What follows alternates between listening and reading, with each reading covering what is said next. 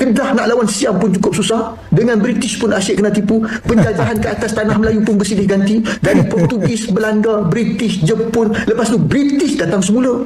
Gerakan lawan penjajah pun sendu. Kalau bangsa tu kuat, dia kena jajah, tapi tak lama lepas tu dia akan bangkit bebaskan tanah air dia. Tapi tanah Melayu terus menerus dijajah ratusan tahun.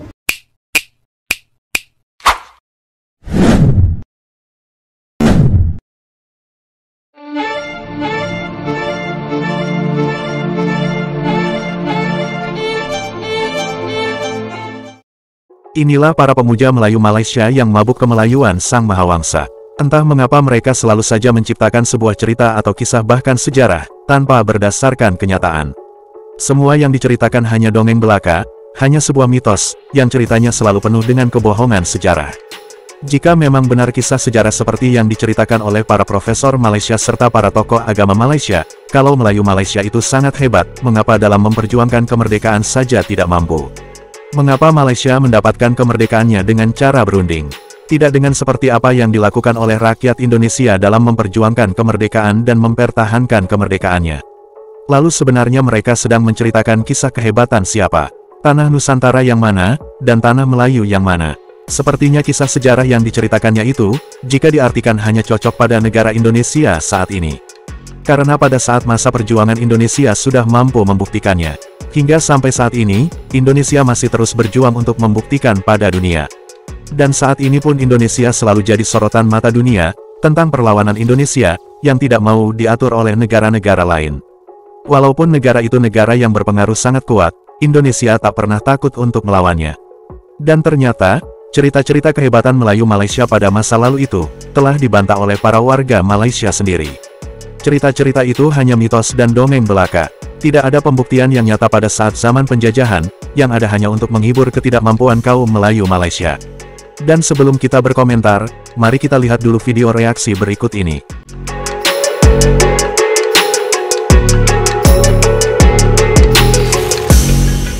Assalamualaikum warahmatullahi wabarakatuh. Halo teman-teman, jumpa lagi di Aryan M Channel. Oke, buat teman-teman yang klik video ini, seperti biasanya saya harapkan mudah-mudahan teman-teman masih dalam kondisi sehat walafiat. Dan jangan lupa dukung channel ini dengan cara like juga subscribe. Baik, di kesempatan kali ini saya akan ajak teman-teman untuk melihat beberapa cuplikan video. Kita sering mendengar apa yang disampaikan para profesor sejarah di Malaysia yang menerangkan, menjabarkan tentang sejarah Melayu di Malaysia. Seolah-olah Malaysia lah tempat peradaban Melayu terbesar. Pendapat-pendapat dari profesor ini justru malah dipatahkan oleh orang-orang Malaysia. Apa yang disampaikan oleh profesor ini malah diangkat sebagai dongeng, sebagai cerita-cerita yang tidak nyata. Dan profesor ini oleh orang Malaysia sendiri justru dibilang penipuan sejarah bani TikTok. Agak sedikit geli memang teman-teman ya. Ya udah, apapun pendapat profesor dan bantahan dari orang Malaysia, kita akan lihat sebelum kita berkomentar. Maka apa yang dikatakan oleh dua beradik tadi? Ayahanda ini ingin mengantar kami ke tempat yang jauh, ke tempat yang kami tidak biasa, ke tempat yang banyak benda-benda asing bagi kami, yang benda-benda yang liar. Kenapa kami yang dihantar? Kenapa Ismail dan Ishak bersama kamu? Itu disebut dalam kitab tafsir. Maka apa yang Ibrahim jawab? Nabi Ibrahim AS jawab, itu yang diarahkan olehku. Itu yang diarahkan olehku. Kamu pergilah ke sana, kamu ajarlah orang-orang di sana tentang ilmu yang kamu dapati di sini. Dan mereka yang menerima ilmu kamu itu akan menjadi umat terbaik, penduduk bumi yang terbaik. Kerana di kalangan mereka akan terpilih menjadi raja. Itu yang disebut oleh Nabi Ibrahim. Saya boleh tunjuk dalam At-Tabari. Okey. Jadi berdasarkan kepada kenyataan ini, maka median datang ke sini dan ketika dia datang itu, saya sebagai seorang pengkaji, dia mesti melalui Sungai Batu. Di sinilah bermulanya sejarah Sungai Batu. Di sinilah sejarah 10,000 tentera tanah Melayu yang membawa keris dan senjata besi daripada Merbuk, training dekat Pekan Darat dan juga Gunung Jerai, dihantar oleh Syekh Abdullah Al-Khumairi yang berhubung langsung dengan Syekh Abdul Qadir Jailaini di Baghdad. Dihantar ketika itu tuan-tuan 10,000 body manpower, 10,000 bersama keris besi material, kerana Salahuddin ketika nak memenangkan Baitul Maqdis, senjata tak cukup, manpower tak cukup, bangsa tak cukup. Nak harap bangsa Arab, dan memang tak boleh harap waktu tu. Bangsa apa yang boleh harap? Ketika itu tuan-tuan, Allah melahirkan Syekh Abdullah Al-Qadir Al-Jalani yang menghantar anak didiknya Syekh Abdullah Al-Khumairi yang mengislamkan Raja Peraung Mahawangsa. Di sinilah berlakunya hubungan tanah Melayu dan juga juga Baitul Maqdis pada zaman 1187. Akhirnya tuan-tuan, tanah Melayu menghantar dua sumbangan, satu body orang Melayu dan yang kedua senjata dari tanah Melayu. Allahu Akbar. Apa buktinya? Ambil dari sumber mana? Kat mana boleh cari? Ambil dari sumber mana? Sendiri atau cakap-cakap orang dulu. Kena ada bukti jelas. Kalau ada Tok Arab yang cakap pun, dia kena bawakan bukti. Kata-kata Tok Arab bukan fakta sejarah. Bayangkan, nak tentukan kesahihan sesebuah hadis pun sikit punya susah, sampai nak kena cek satu persatu perawi dia. Apatah lagi kalau kisah-kisahnya membabitkan pembebasan Baitul Maqdis dan sebagainya. Dakwah ustaz ni, ada 10,000 askar kita dihantar untuk jadi tentera Salahuddin. Kemudian keris dan besi dibawa dari Merbuk dan berlatih di pekan darat dan gurun jerai bagai. Mana buktinya? Dari mana sumbernya? Dulu pun ada ustaz dakwa Nabi Adam turun kat Gunung Jerai, Saidina Usman lawat Kedah dan macam-macam lagi cerita. Tapi sampai ke sudah tak boleh nak tunjukkan bukti. Kedah nak lawan Siam pun cukup susah. Dengan British pun asyik kena tipu. Penjajahan ke atas tanah Melayu pun bersilih ganti. Dari Portugis, Belanda, British, Jepun. Lepas tu British datang semula. Gerakan lawan penjajah pun sendu. Kalau bangsa tu kuat, dia kena jajah, tapi tak lama lepas tu dia akan bangkit bebaskan tanah air dia. Tapi tanah Melayu terus menerus dijajah ratusan tahun. Tang mana kuatnya? Saya faham sangat yang kita ni nak orang ambil kisah tentang nasib umat Islam di Palestin. Tapi janganlah keterlaluan sampai buat cerita macam ni. Realitinya, orang Melayu sejak dulu sampai sekarang sangat lemah. Kita dah merdeka pun, dah ada negara sendiri pun, kita masih berhempas pulas nak tegakkan ajaran Islam, nak tegakkan Melayu. Dengan kaum minoriti pun kita rasa ancaman, padahal kita lah majoriti. Daripada bawa cerita macam ni, lebih baik seru umat Islam untuk berniaga, kuatkan ekonomi dan bantu-membantu antara satu sama lain. Khususnya kali ini dah bani TikTok. Sebab banyak sangat video yang tersebar, yang terlalu viral bercerita tentang sejarah, dan kita percaya permulaan sejarah populis ataupun sejarah secara mudah untuk orang awam faham adalah dipelopori oleh The Patriot. Alhamdulillah, itu satu perkembangan yang baik, sebab dulu orang mungkin berasa sejarahnya bosan, tapi telah dimulakan daripada The Patriot untuk memudahkan orang faham. Tapi benda ni makin lama makin parah. Bila terlampau nak popular, nak like, nak view, nak share, banyak benda-benda yang kita kata fatal ataupun palsu. So, Amin, soalan daripada Amin. Okey, soalan dia. Teruskanlah kita. Mana pula soalan tadi? Okey, soalan daripada saya. Sabar, nanti dia potong, jangan risau. Like kan live. Tak ada. Okey, so Ilmi, soalan saya adalah, dalam banyak-banyak konten TikTok lah kan, awak rasa mana yang paling barai, paling teruk tentang TikTok dan sejarah? Oh, ini soalan ni susah tau. Sebab banyak sangat. Banyak sangat. Jadi kejap bagi okey. Bagi saya lah yang paling barai adalah mengaitkan orang Melayu sebagai keturunan keturah dan 10 Bani Israel yang hilang. Oh, the losing tribe. Yes, the losing tribe. Kenapa itu paling tak masukkan, sedangkan sedangkan ia juga disokong oleh ustaz-ustaz? Why? Cuba cerita. Okey, itu kontroversi sikit.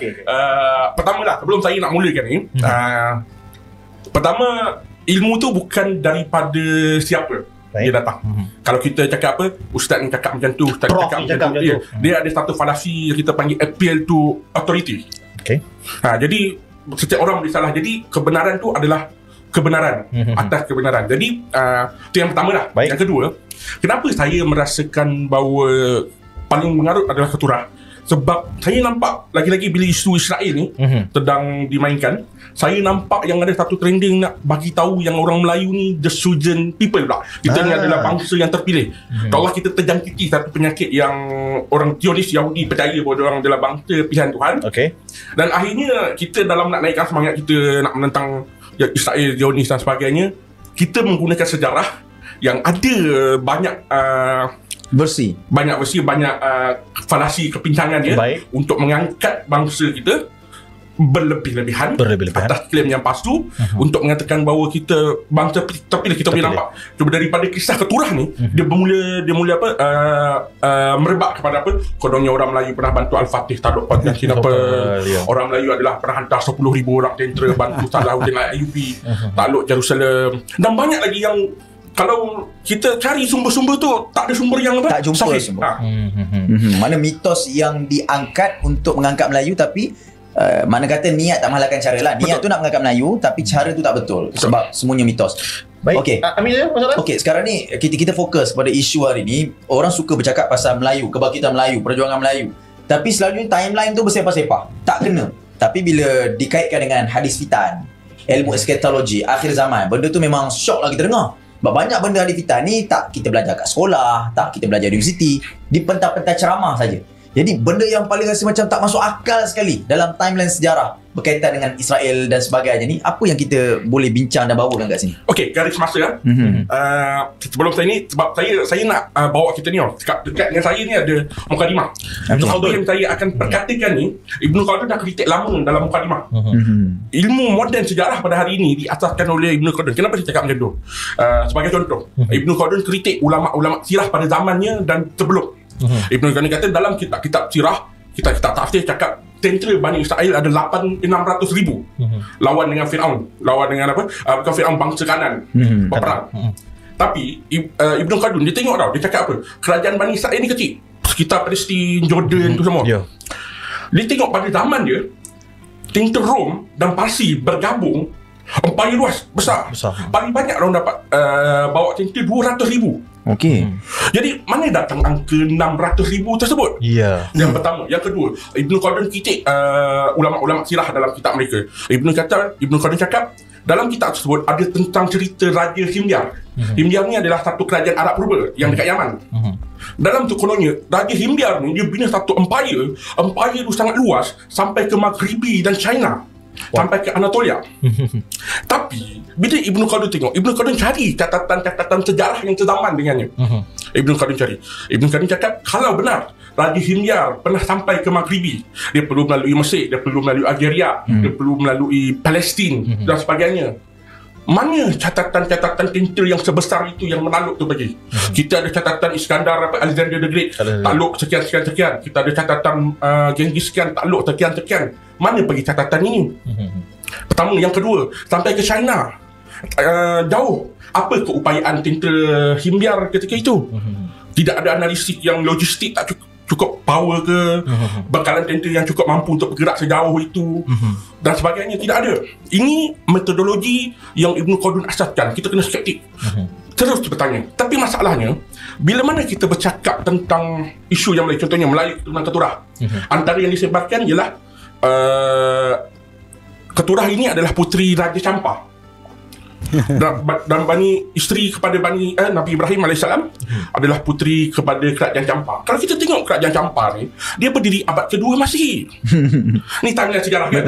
Abad kedua Masihi. Sedangkan Nabi Ibrahim AS paling awal pun 3,000 tahun sebelum Masihi. Kita ada 3,000 tahun gap timeline yang perlu diisi. Jadi kenapa tiba-tiba puteri daripada Champa, sedangkan kerajaan Champa ini berasal paling awal abad kedua. Daripada hikayat dia, rekod arkeologi, catatan-catatan daripada China, India, sedangkan catatan orang Melayu sekalipun. Kita ada cerita pasal Champa dalam Salatin. Jadi ini yang timeline yang berselaru. Baik, dekat Malaysia ni kita sekarang bila bercakap pasal Palestin, Gaza ni, jadi bercambahlah ustaz-ustaz ataupun agamawan. Kita orang ustaz, so kita boleh cakap pasal ustaz. Kadang-kadang orang tak berani tau nak cakap ustaz, nak berkata ustaz. Cuma kita nak bawa pemahaman bahawa waktu ni bercambah mereka yang bercakap pasal hadis fitan. Kalau jemputan pun cerita pasal hadis akhir zaman, perjuangan akhir zaman, Dajjal, Al-Masih, Mahdi dan sebagainya. Jadi yang selalu tak kena pada poin-poin perbincangan ustaz-ustaz agamawan bila bercakap pasal hadis fitan ni, poin mana sebenarnya? Saya nak ulas hadis fitan ni bukan saya punya bukan bidang kita, tapi timeline tu yang kadang-kadang benda tu tak masuk akal, tak logik sebenarnya untuk kita ceritakan. Saya rasa cuba mengaitkan bahawa orang Melayu terlibat dalam penaklukan Jerusalem daripada dulu. Kenapa saya cakap bahawa penaklukan Jerusalem orang Melayu terlibat ni tak betul? Macam yang kita baca kan, kita baca yang dalam apa, dalam mukadimah dia mempertikaikan jumlah angka tentera. Ustaz yang ada dekat TikTok, dia membawa angka 10,000 orang tentera daripada Kedah ketika sezaman dengan Salahuddin Ayyubi. Kedah pada hari ini 2 juta populasi. 2 juta populasi pun tidak mampu untuk membawa 10,000 orang tentera. Pada zaman tersebut, kalau kita repeat Kedah punya populasi 2 juta pun kita punya tentera pada hari ini. Dan kalau yang berdaftar dalam 80,000, 90,000 unit pada zaman 1,000 tahun yang lalu, apakah Kedah memiliki kemampuan untuk membawa 10,000 orang tentera untuk pergi jauh ke Jerusalem, ke Baitul Maqdis? Yang pertama. Yang kedua, kalau 10,000 tu akan ada satu angkatan armada tentera yang maha besar bergerak sejauh dia akan pergi ke apa? Ni daripada Kedah nak ke Jerusalem tu. Dia akan pergi ke pelabuhan-pelabuhan dekat India. Orang India yang ada kat sana tu tak akan catat ada satu bala angkatan tentera yang besar. Mustahil orang tak catat. Biasanya apa-apa yang kita tahu sejarah-sejarah Melayu ini melalui catatan India dan China. Kita tentu akan dapat orang China apa dengar cerita berani akan mencatat. Sedangkan cerita-cerita ni orang Arab akan mencatat. Sedangkan bila kita minta sumber tersebut, apa yang saya dapat lah, awak carilah sendiri. Pergilah dekat perpustakaan sekian-sekian. Contohnya perpustakaan Turki, saya petikaikan Al-Fatih, ada tentera Melayu. Antara yang saya dapat jawapan dekat TikTok, tuan pergilah cari sendiri. Kenapa tuan tanya saya? Dia yang buat keluarkan dakwaan tersebut. Beban bukti tu macam beralih kepada saya pula. Faham. Jadi nampak percanggahan tersebut.